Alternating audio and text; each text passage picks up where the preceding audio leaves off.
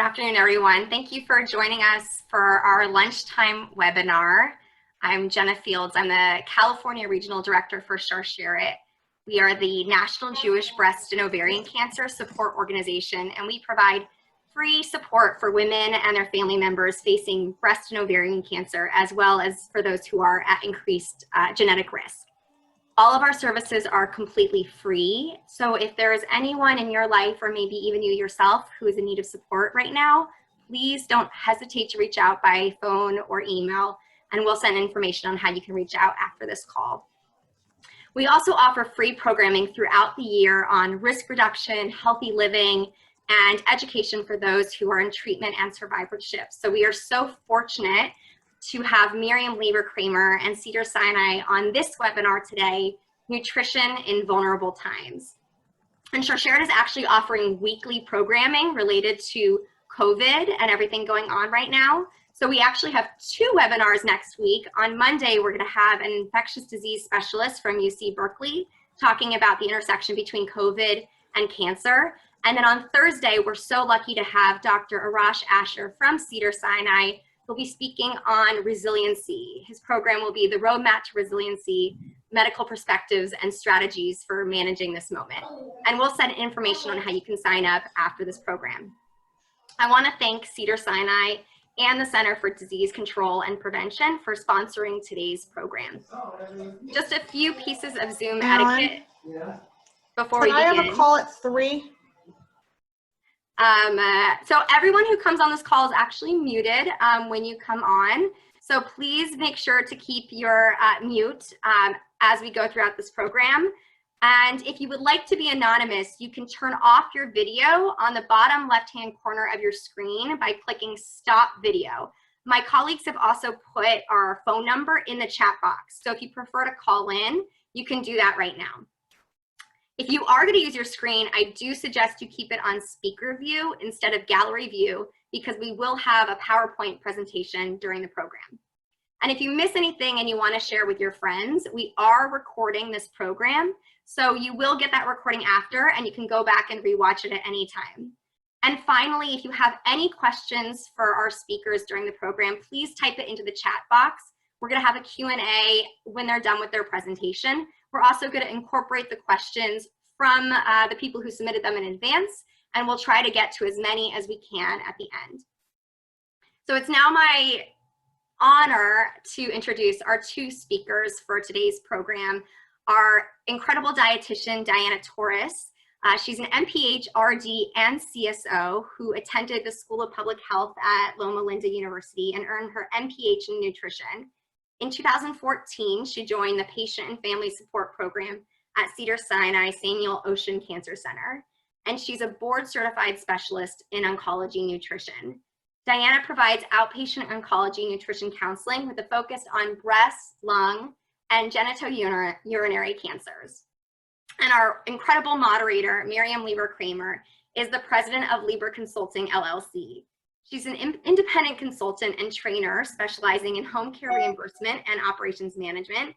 And with over 25 years experience in the home care field, she's a featured author and nationally known speaker, which is why we're so lucky to have her joining us today. She'll be guiding us through Diana's presentation through her own personal journey on nutrition.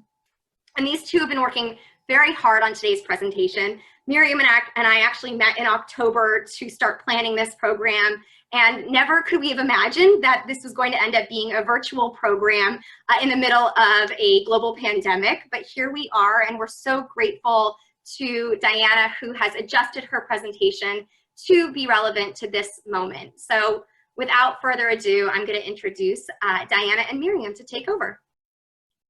Well, thank you. I think I'm going to start off, if I remember right, Jenna, and guide me through if I somehow forget. What an honor also for me to work with you, Jenna and Diana. I just feel so privileged. And most importantly, I just wanted to thank everyone for joining us today and being willing to spend your time in this way. I am so indebted to Sharsheret and what it has done for me and allowed me the space to really explore my own journey with breast cancer. And to be honest, I just thought about it, but last week was my 2-year anniversary of my mastectomy. And it's a big milestone for me. And it brings up the reason why, in part, I wanted to discuss this today. I'm recalling now, after my surgery, I was doing quite well. And then all of a sudden one day I realized my wound wasn't looking right, and it didn't feel like it should look, and didn't feel right. And so I discussed with my plastic surgeon what she thought the issues might be. And if I could quote her, she said, "Well, this is not ideal." And when we went down kind of a rabbit hole with this wound that wouldn't heal, I started to feel really sheepish about my recovery, and I felt almost like a sense of insecurity and a lack of control about whether or not I was going to get through this and how I was going to get through it to be able to get on my way already. And I'm that kind of person that needs to get moving and get back on track. So at some point in the process, maybe the third visit over this, I decided I've got to take this under control, get the control back and take it into my own hands. And into my head popped this idea, and it reminded me that when I first got diagnosed, I was told I could use a dietitian. And I thought, a nutritionist, a dietitian, what would that do for me?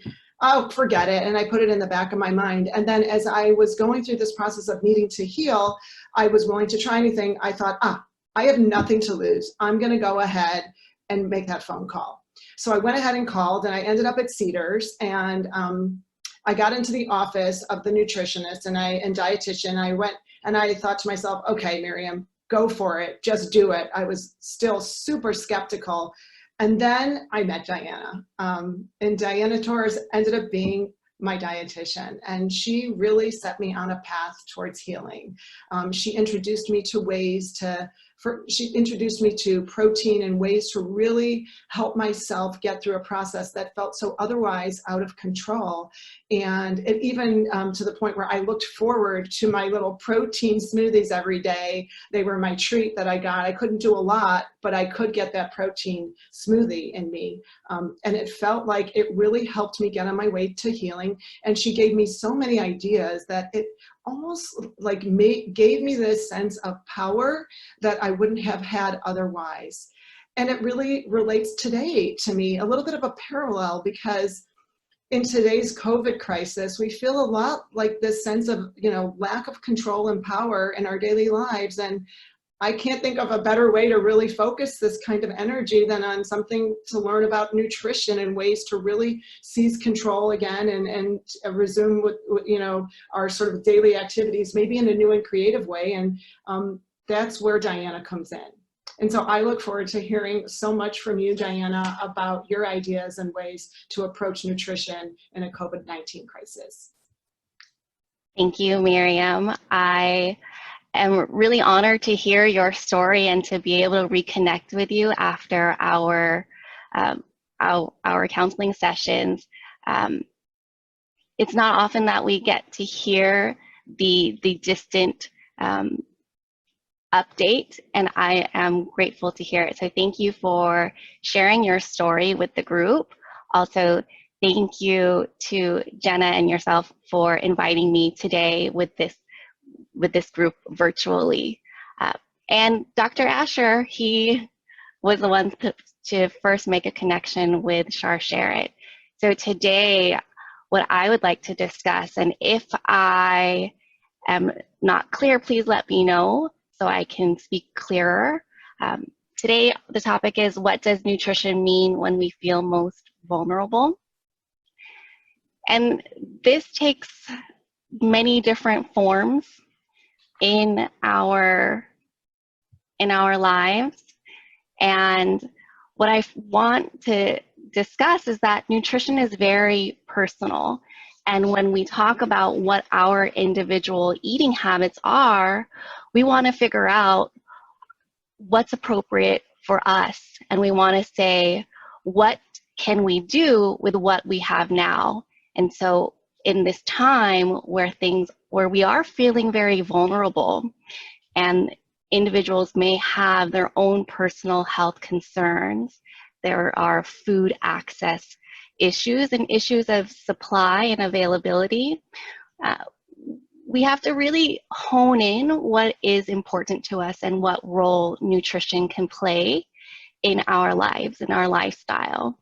And what I want to encourage with this talk with everybody is to set your priorities, to consider what your situation is, consider if you have limited energy or limited resources or your specific health needs, and know that what looks like healthy and appropriate and ideal nutrition for you may be different than somebody else. And our goalposts should be focused on us, on you alone, on your needs, yourself, your palate, and your specific goals. And remember that there's no one perfect way to eat, and that you can't do it all the time. So that prioritizing is really important. We want to utilize our resources to help achieve our individual goals. And so I asked, when we talk about nutrition, if you want to make a change, consider what is in your wheelhouse, and then can take that one step beyond what is comfortable for you. So we want it to be a SMART goal. What is specific? What is measurable, achievable, and realistic? So bear with me as I navigate through the slides.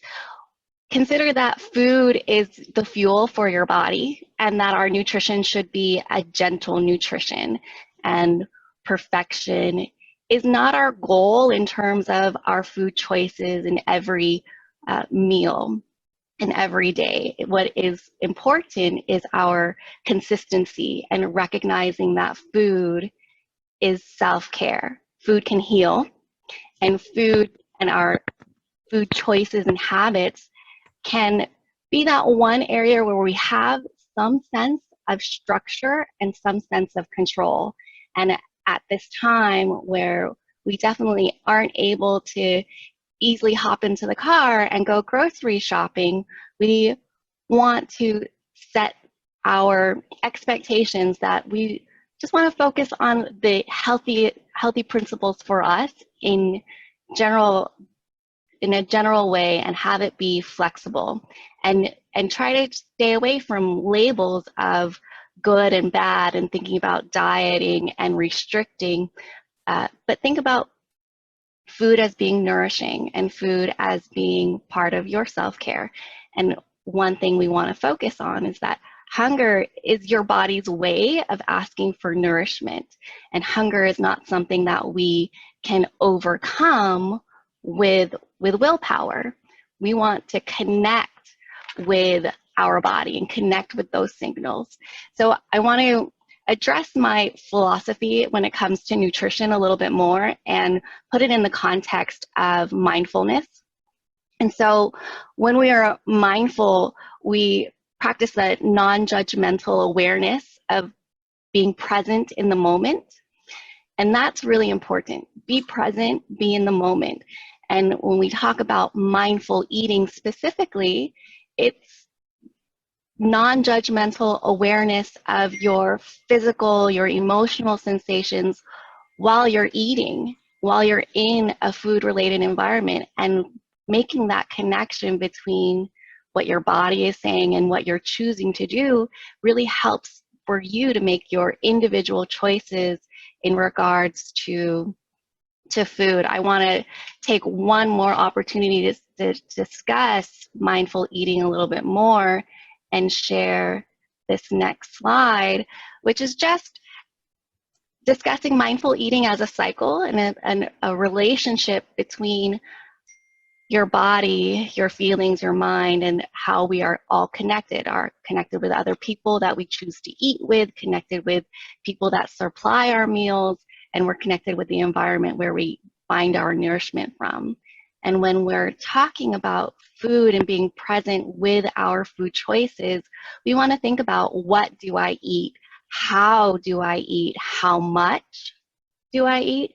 Where am I going to invest my energy in eating?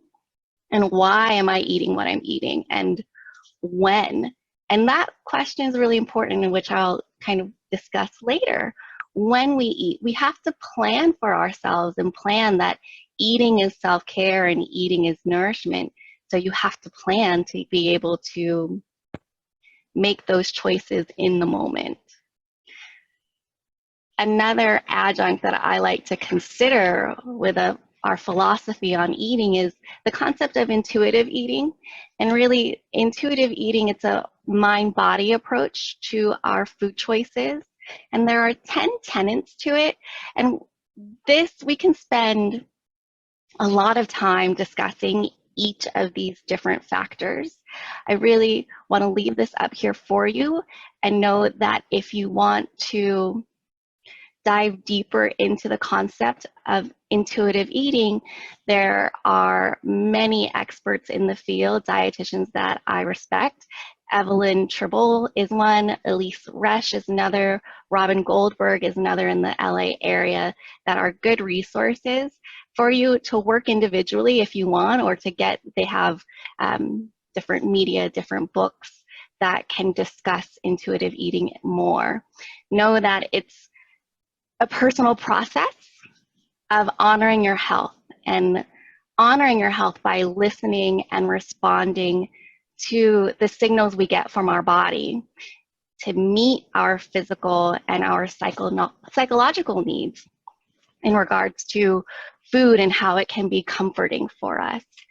In introducing the concept of intuitive eating, I'm going to direct you towards the end of the list of intuitive eating principles and really look at one, honoring your health, knowing that this is one aspect of intuitive eating that really benefits us.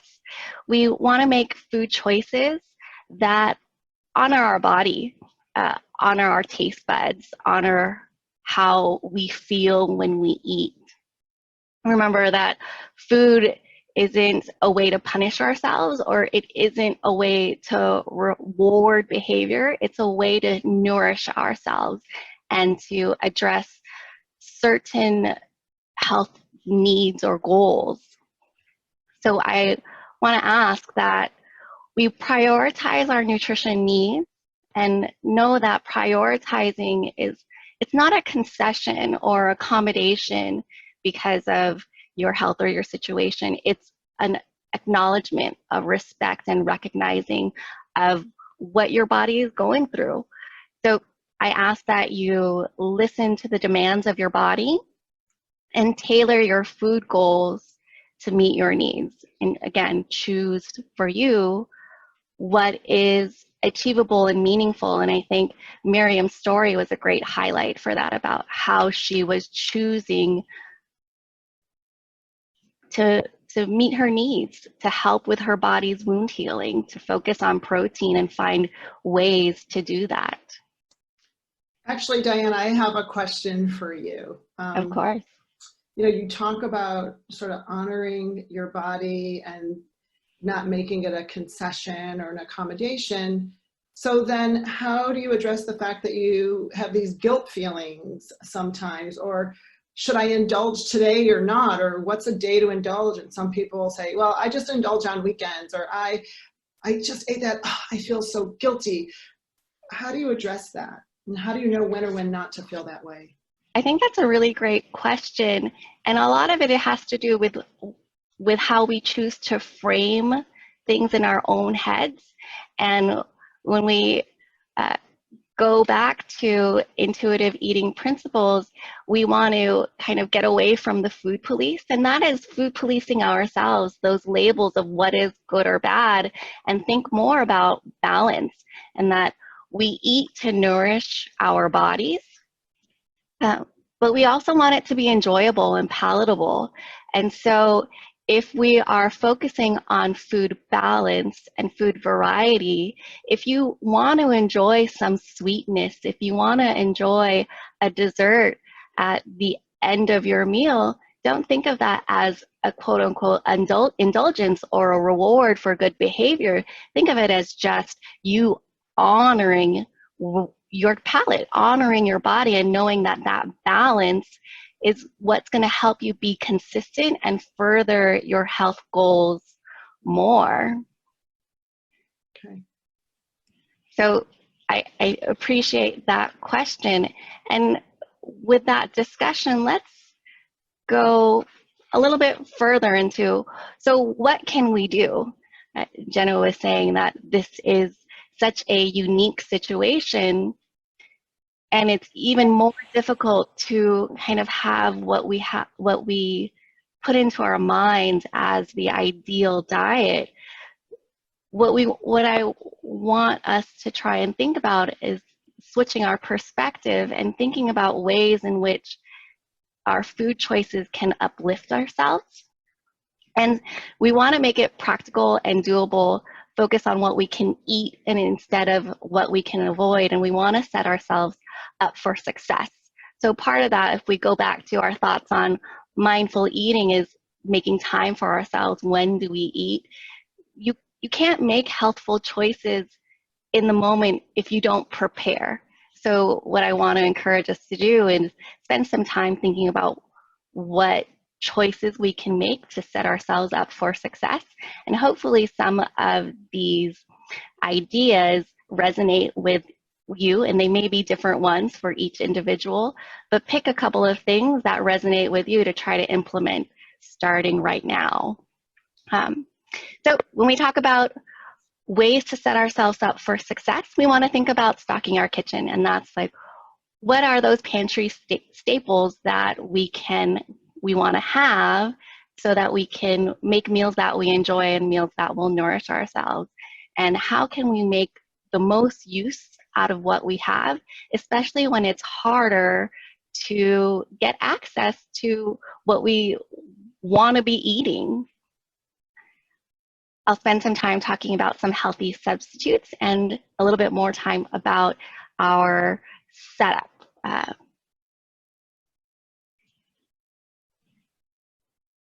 So this is a basic list of what I consider our food staples, and I want everyone to consider you modify this for your own goals and your own palate.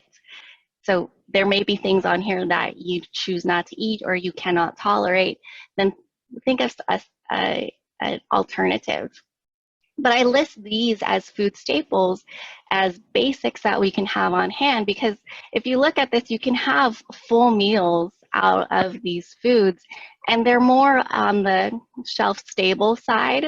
And so they're foods that you can have a little bit more of a stock of without the possibility of it spoiling or rotting. And not that eggs or bananas and apples don't rot, but they're more shelf stable. So first on the list is frozen produce.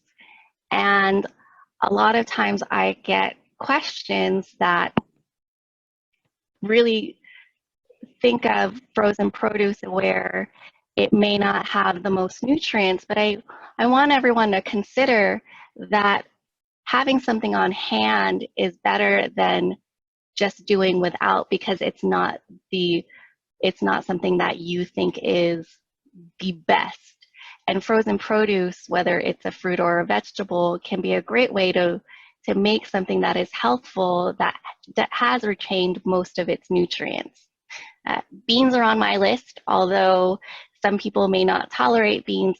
I think beans are a great source of B vitamins and protein. It's not a complete protein, so you would want to mix it with something else if you were looking for beans to meet your protein needs. But beans can also be a great source of fiber and also iron, and can be prepared in many ways.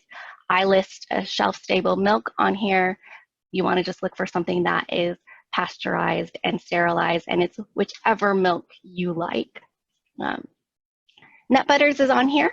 Nuts, I would also want to say that nuts are great. It's that nature snack to have on hand.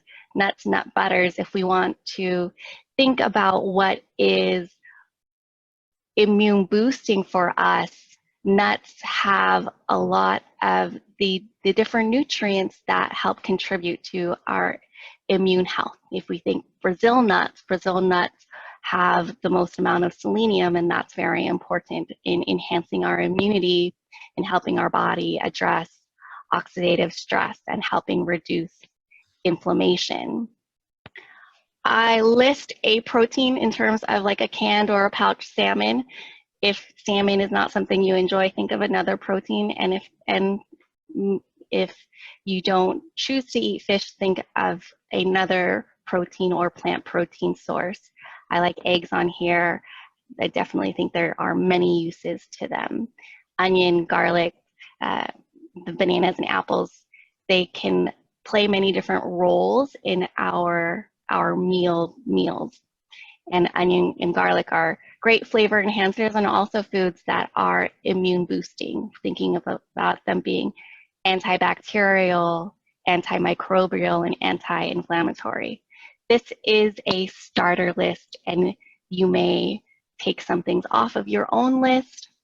You may add other things, and I encourage you to do that. I like to have different squash. Because they have thick skins, they last a really long time. So when you are making your grocery list, whether it is something that you're going to pick up yourself or you're going to choose for delivery, squash is one of those things that can survive for quite some time and still be really nourishing. We say on order of a couple of months.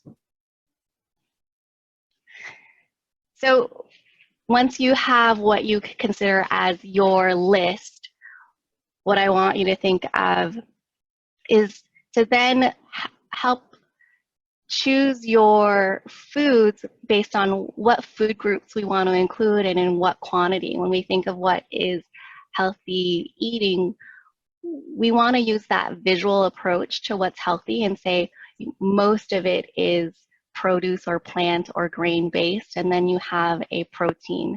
And so when you are grocery shopping, let's not look specifically for one type of leafy green or a specific other fruit or vegetable. Focus on just those groups. So if you're going grocery shopping and you don't see spinach, think of, well, what other leafy green can I have? Can I have kale or arugula or Swiss chard, which is in season now? I know that flexibility is what is really helpful in these moments, can help relieve the stress of what are healthful food choices. And when we can have on hand these variety of food groups, it makes it easier for us to plan our meals and make healthful choices.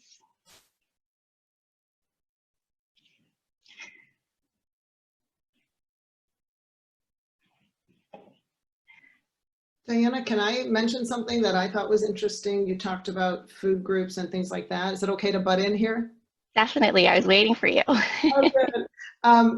It's funny, my daughter who's home from college was looking to create some kind of like healthy snack, and it was the middle of the afternoon, and you know, the times they get up are also different, and she's like, what can I do? I need to find a way to make something really healthy but also something that tastes good to my palate. And she immediately went for the smoothie. She got the blender out, she's all ready to go, and she's like, I don't know even where to begin to put things in. And then all of a sudden she remembered, we have an orange tree and nobody uses it. So she literally went to the orange tree and picked out some like beautiful blood oranges and made the most delicious smoothie out of something we never would have thought of before. And it was just being resourceful in times when we haven't been in the past. And I know you're probably thinking, why not? But this heightened awareness is something that I think speaks volumes to what you were mentioning about just trying to create, like, where you have to find a substitution or a way to think differently about the way you eat. This one really comes to mind. That's why I mentioned that story.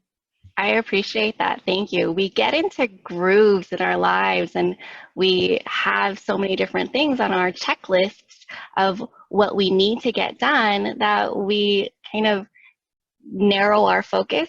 And this situation allows us to broaden it, and hopefully this talk will allow each individual online here to take a moment to think about what are ways to broaden our perspectives, to take that one step beyond.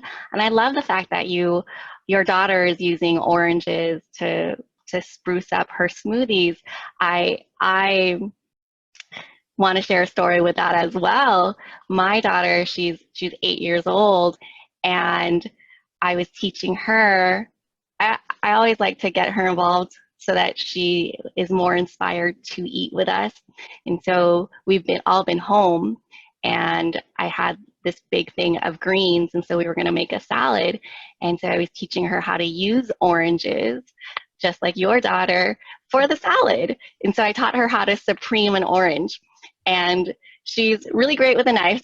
So you know, even though she's 8, she was really great with a knife. And it got her really interested in enjoying that salad.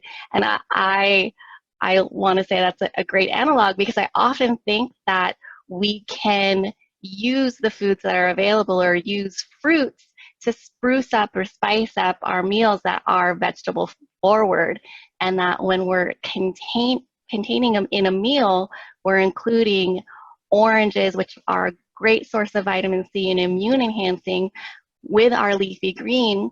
That vitamin C is also letting our bodies absorb more iron, and in moments when we need more of it, like if we're experiencing iron deficiency anemia, then having oranges with a green salad is a great way to provide more iron. And of course, other iron sources which can also go on your salad would be nuts, seeds, beans, or your any other protein choice. So thank you for your story. Let's then move on. If I apologize, I keep on losing my cursor, so I can't change the slides quickly. But once we have our grocery list, once we have that preparation, that kind of basics available, let's think about ways that we can turn meals, multiple meals, out of the same food. So this one I just threw up here, I looked for some very pretty pictures of different ways to use spinach. And there's a smoothie right there in the middle. But know that you can use spinach in your salads, you can use spinach in your smoothies, but you can also cook it. And often I get the question of, well, aren't I supposed to go to a farmer's market, get the spinach that's just been picked out of the ground and eat it raw? Isn't that the best way for me to get my nutrition, or make the most of the nutrition that is in that food product that I'm eating?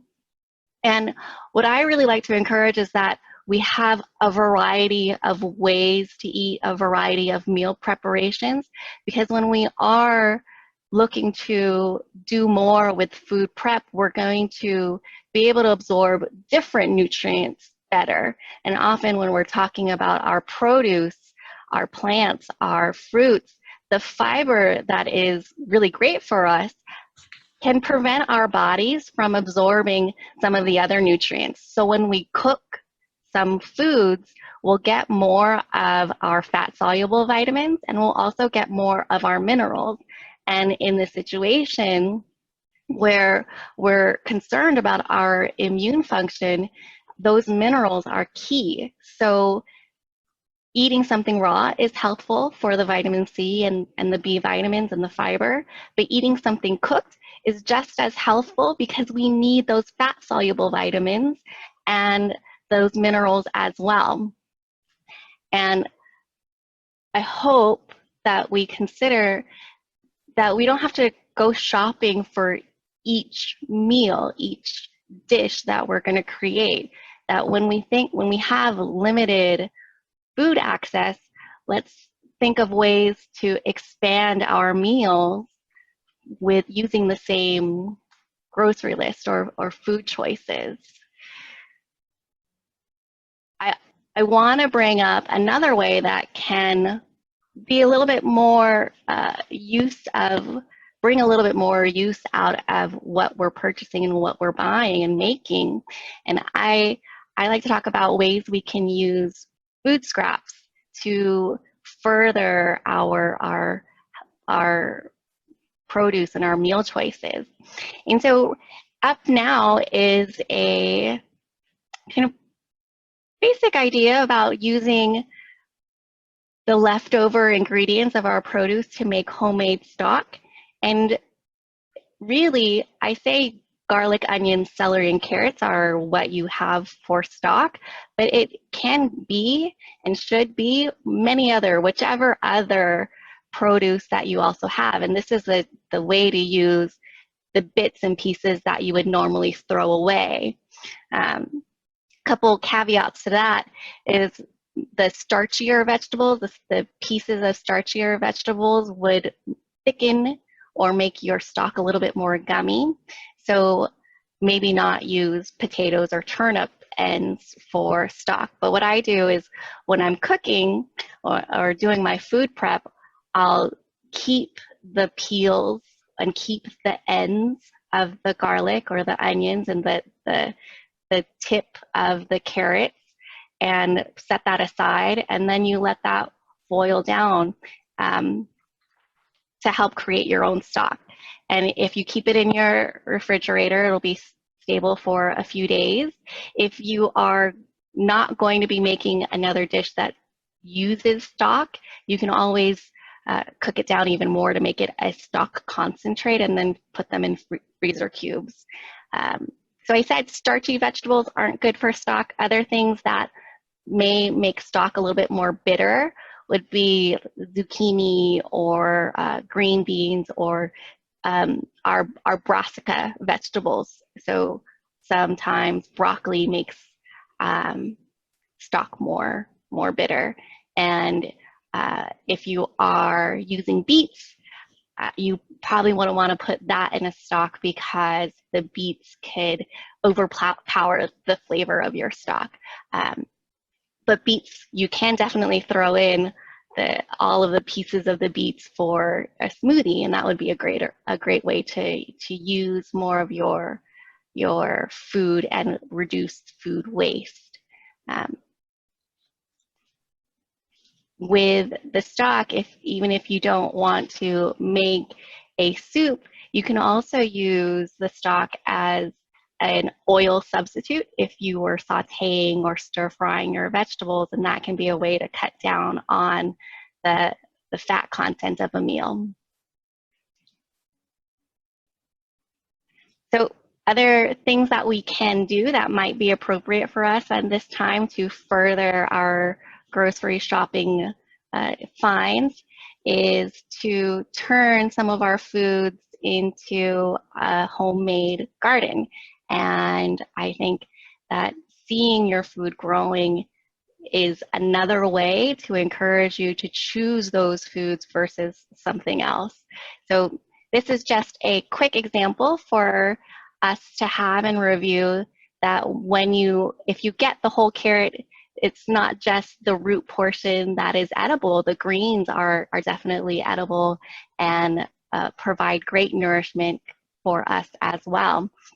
And so I'm not going to go through the whole process, but you can see that once you cut the head off, if you weren't going to use it for a stock, you could use it to grow the carrot green, or this would be appropriate for radishes or beets as well. And then once that stalk is grown, you can cut it down and use that either in a salad or you can saute it into a meal.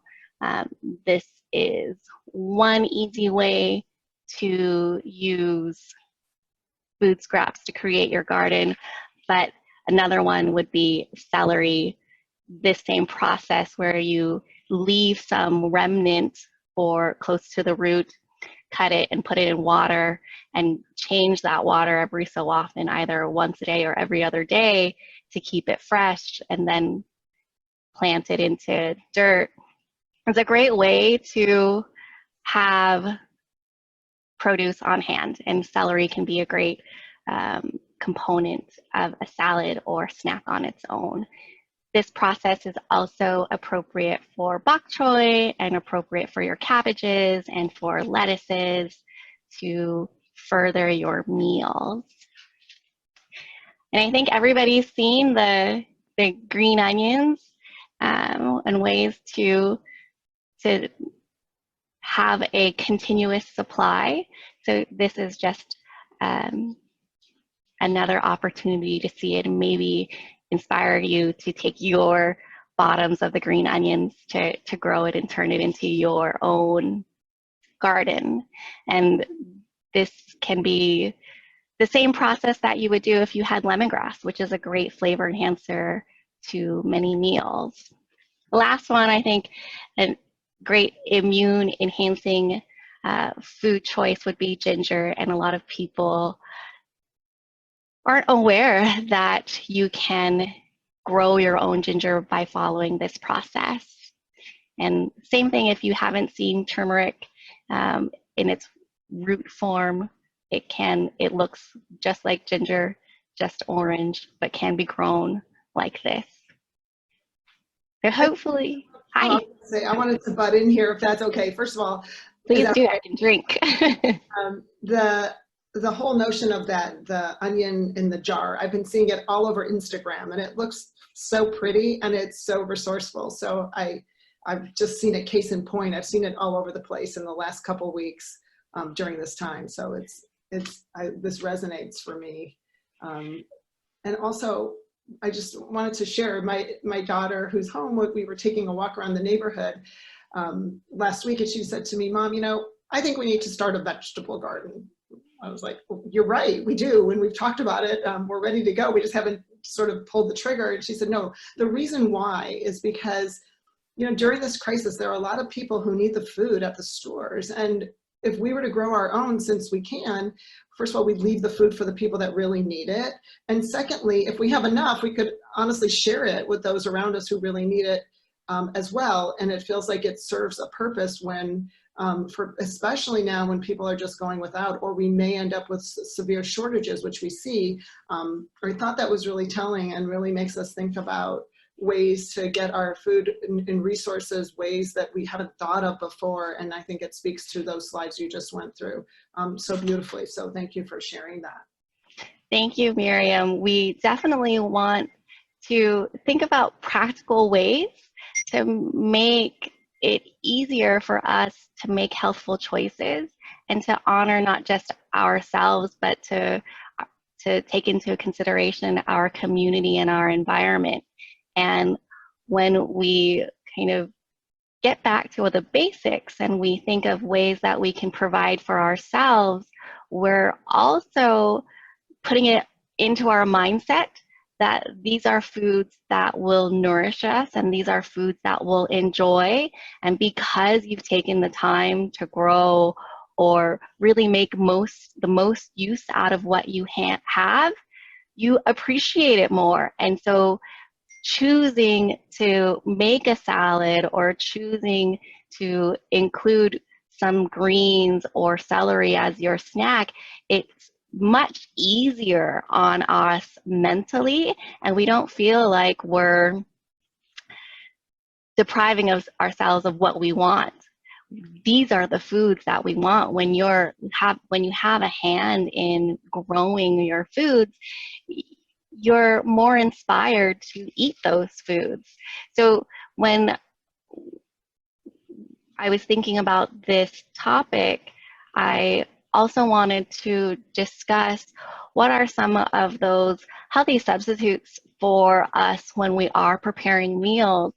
And so I cover just a few food items and a few hints, and maybe some of these things are things that you're already practicing or you're incorporating, just so that we think about food balance.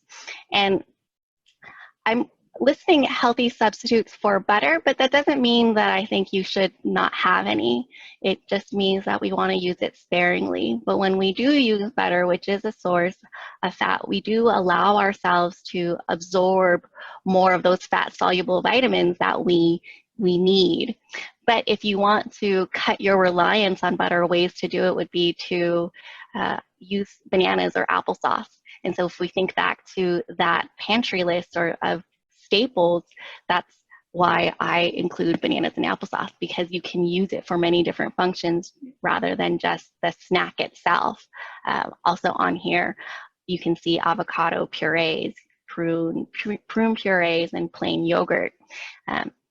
When we're cutting down butter, we want to consider that butter is in recipes providing often a taste. It's providing moisture and texture.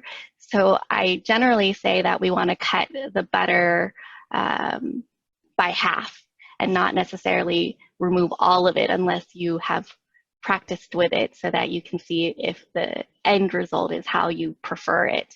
But if we are using some of these things, then we're cutting down on some of the fat and introducing other good nutrients that are found in these foods.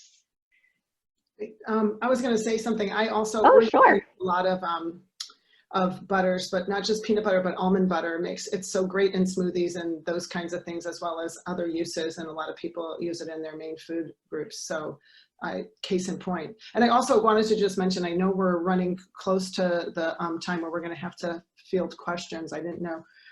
I'll try not to butt in too much more. So just wanted to let you know. Thank you for the reminder. So another healthy substitute that we can talk about briefly would be sugar. And we want to think that our added sugar should be less than 7% of the total calories. And so I put up this list of what that means for general individuals. It can be different, and the numbers will be different based on your individual specifics. But we can use applesauce or vanilla extract or cinnamon. And when you're using a sugar substitute or alternative, you want to really look at those conversion charts. And oftentimes the sugar alternatives can be very sweet in comparison to regular sugar. So you need a lot. You would only need a smaller portion to meet that flavor profile. Eggs, I say I like using eggs, but I also think that there are great substitutes for eggs, and knowing that the egg is something that is emulsifying or binding to your meal or can be thickening for your recipe. A lot of things are self-explanatory. I just want to say that the aquafaba is the liquid of a garbanzo, and if you're getting canned garbanzos. And so if you get 3 tablespoons of that liquid, that is equal to an egg. And when we talk about food that can satisfy multiple roles in our diet, beans is another great choice. You can use the beans for the aquafaba, you can use the beans to turn into hummus, or you can use beans as your protein on salad. We could spend a lot of time on this slide, and I often do when I'm doing individual counseling of ways to cut down our reliance on that simple carb, which is great as a source of energy. But if we are looking to lose weight, or if we're looking to cut back on our calories, it's often looking at what are those carb alternatives. And a lot of these are self-explanatory. Cauliflower can be used for rice. It can be a mashed potato substitute. You see those buffalo wings recipes that you can use instead. I put turnips, and oftentimes people don't know how turnip can be a carb substitute or alternative, but turnip can be that different fry choice. If you wanted to cut it up and bake it and season it, it could take that place of that finger food thing that we want to have. Zucchini for the noodles. Some things on here that you might not know. Shirataki noodles is just seen more in Asian stores, and it's 0 calories, so very appropriate for somebody if they were diabetic or needed to really cut down on their carb intake. Mushrooms I put on here because mushrooms can be like a bread substitute, so it could be like a pizza bite. Can be a really flavorful way to provide more nourishment, and knowing that mushrooms are really well researched for their immune enhancing capabilities. And some other things that we could talk about if you wanted to use like frozen bananas instead of ice cream there, or using cacao nibs instead of chocolate chips, or nutritional yeast instead of cheese. There are a lot of great healthy substitutes that are still really enjoyable. I said I wasn't going to butt in, but one last thought. It's so funny. My daughter started using making a meat sauce, and instead of searching for the spaghetti, she ended up throwing the meat right over eggplant and zucchini and made a whole meal out of it and said it was really, really tasty. And that's the thing, is we want to make choices that utilize what we have and are still really enjoyable. So thank you. When we think about making healthful choices and looking at what's in our wheelhouse and looking for what's that one step beyond, we got to know that we can't make those choices if we don't put in the work, or if we don't put it into our mindset that these are open and available to us, and that these are things that we can do. So you want to think of what are your staples. Think about the pre-prep for your meals, and so that may be that after the grocery shopping, you cut vegetables ahead of time, or you make certain dishes ahead of time, and you put it at eye level. They call it the eye level being the buy level. So make it where you can see it so that you are more inspired to choose it when the time comes, when you're hungry, or also when you've set up a general schedule for yourself. Make time for yourself to grocery shop or think about what's going to be on your list. Make time for yourself to have a healthful snack, or go for a walk before your meal or a walk after your meal. When we talk about healthful eating and lifestyles, it's making time that is the most important. And that brings me to my last couple of slides when I am gazing at the clock. We're headed towards the end. And this is another concept in intuitive eating, is that we want to honor our feelings, find ways to comfort, to nurture and distract ourselves, and help resolve our issues without using food, but to know that food is there as our self-nourishment. It's there to practice self-love and compassion. And when we think about ourselves in vulnerable conditions and situations, and we're all in a vulnerable situation, but at different times in our lives, we can find ourselves in vulnerable situations as well. We want to build our repertoire of those non-food coping techniques now, and we want to practice it now, so that when we're in situations where we want to emotionally eat, or we want to comfort with or eat out of anxiety or loneliness or boredom, we want to have those tools already within our back pocket, and to know that practice so that we can implement those non-food based coping techniques to help us deal with the situation. And the last slide I want to bring us to is a slide to remind us of mindful eating. And what I want to encourage is that we notice, we want to feel, taste, enjoy, and observe what we're doing in the moment. We want to be present in the moment. And some examples of mindful eating might be to cooking and eating when you're in a good mood. It's the gardening so that you can have your food ingredients to prepare your meals and enjoy your meals. Maybe eating without distraction and sitting at a real table. And remember, we want to respect our body and our health, and we want to enjoy the moment without hurrying.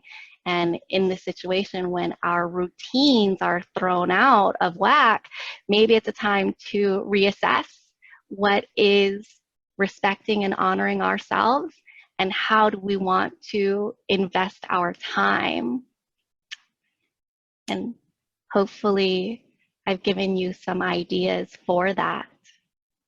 That was excellent, Diana. I'm so impressed by you and honored that you were willing to do this with us.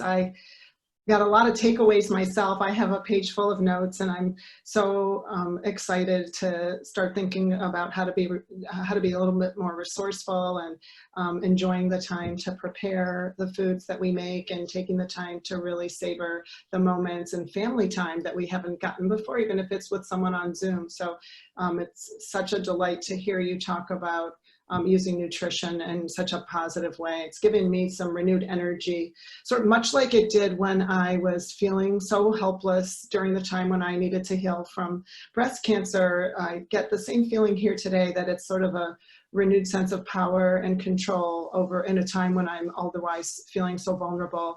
I'm sure that I'm echoing the sentiments of many others on the call today, and I'm just so pleased to have gotten this opportunity. And thank you again to you and Cedars and Sharsheret for allowing this forum, and it couldn't have been at a better time. So thanks again for all of your hard work. I really think it paid off. Thank you. It's really my honor and my pleasure to be involved in this, and to hear your story and to be able to connect again, and to provide some of this information and hopefully spark something in everyone's minds about what each person can individually do to take ownership and to use our food choices to help us and to be that self-care. I'm going to stop sharing my slides now, but so we can see everybody else. I know we have a short time for questions. I'm going to jump in, Diana and Miriam. Thank you so much for this presentation.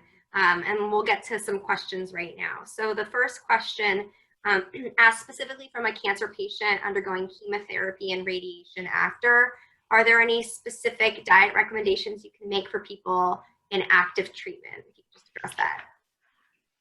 Well, I like to say that our diet choices during treatment need to be individualized, and I hope you have a dietitian that you can work with, because not all cancer diagnosis or treatment trajectories are the same. So we really want to individualize your needs and your goals. If anything that I can encourage for someone going through treatment is to practice some gentle nutrition. I used that term in the beginning, that we want to be flexible in our food choices, and really understand that it's not a moment to practice the perfect diet. Really, that the perfect diet for you is listening to your body and being present in that moment. And so for some people that means being on a high fiber diet. For some people it's the exact opposite, in low fiber. What I can encourage, and what I really hope you're able to, is to work with your treatment team, and hopefully your treatment team has a dietitian to individualize your nutrition goals during active treatment. Diana, so many of us are struggling between, should we do the food delivery service versus going into the store right now? And when we do food delivery, we don't get all the items we need. Can you address what you're recommending to your patients about that dilemma? Definitely. I want to say that we want to focus on the basics. And so if you're choosing to do delivery, maybe you set up what your first choice is, but then open it up for alternatives. So if they don't have mushrooms, what else can you have? If they don't have your preferred arugula or salad green, what other green can you do? And think about what is more shelf stable right now. Maybe we can't go to the farmer's market and get what is fresh picked. Maybe we do get that frozen produce, and know that those choices are not concessions. Again, those choices are honoring the situation that we're in, and knowing that your consistent food choices are really the most helpful. And we're still taking questions in the chat box, but I'm going to keep going with the ones we have. Diana, can you address soy and how much soy is okay? I definitely want to encourage people to speak with their providers in regards to this question. Soy is not something that we need to necessarily avoid when we think of minimally processed soy for an individual that has had a breast cancer diagnosis or is concerned about a breast cancer diagnosis. We say that minimally processed soy has been shown to be helpful because the type of estrogen in there is not one that's going to raise our body's estradiol. So if you wanted to include soy on a daily basis and with a serving being half of a cup, please feel free to do so. It's not going to stimulate that cell division that we're worried about in regards to our own body's production of estrogen. Can you address any specific vitamins people should think about taking in addition to what we normally take during the pandemic? So this is another question that is very pertinent for you to discuss with your healthcare provider. We often think of what can we do when we have this lack of control and we're exposed to things and we are more vulnerable. But supplements aren't always innocuous, or supplements aren't always health promoting.